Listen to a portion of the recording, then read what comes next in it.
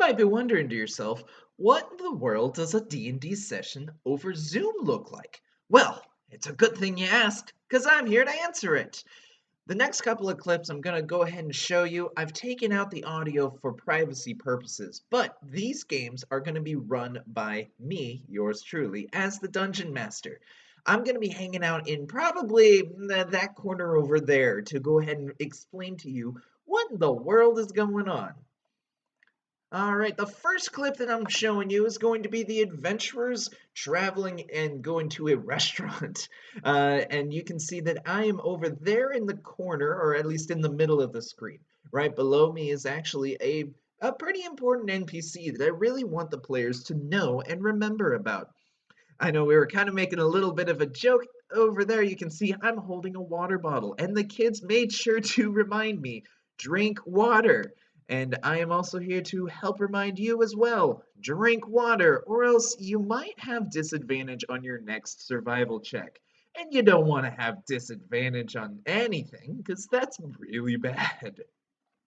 You can see that I had the camera focus on one half of the group, and then I moved it over so that the camera could focus on the other half. The camera is mostly stationary for now because it's pretty chill. It's no combat. It's just more of they're talking. They're trying to get some ideas flowing. And then there was a guy. He was kind of moving around. I think I remember that was their waiter, but you can never tell with a D&D session. It might be a waiter or it could be an evil NPC. That could be a cultist of the cult of the Tarask. Who's to say? Oh, and they also made a comment about the door behind them, and I just told them, don't worry about the door. Everything will be fine. The next one that I'm going to show you is going to be in regards to what a possible battle might look like. So here you can see a group of adventurers are hanging out in the desert.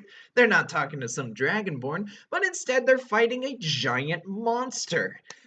Over there you can see the PC goblin, otherwise known as the player character goblin, where he's really creative. He loves to find a whole bunch of items, and he made this makeshift staff fishing pole so that he could be able to sort of stick a silly face in front of the monster so he could try and distract him and intimidate the monster to hit the silly piece of paper instead of hitting his friends. Because the kid was very creative, I was able to give him advantage on his intimidation check. And spoiler alert, he succeeded, and that giant monster didn't beat up on the Warforged. He beat up on the piece of paper instead.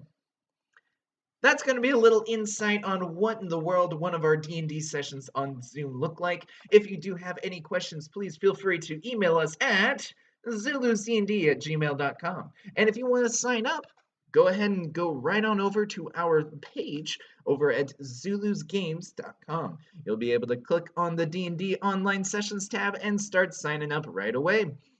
Then again, thank you again for watching all of our sessions, and hopefully we will see you next time when you roll for initiative.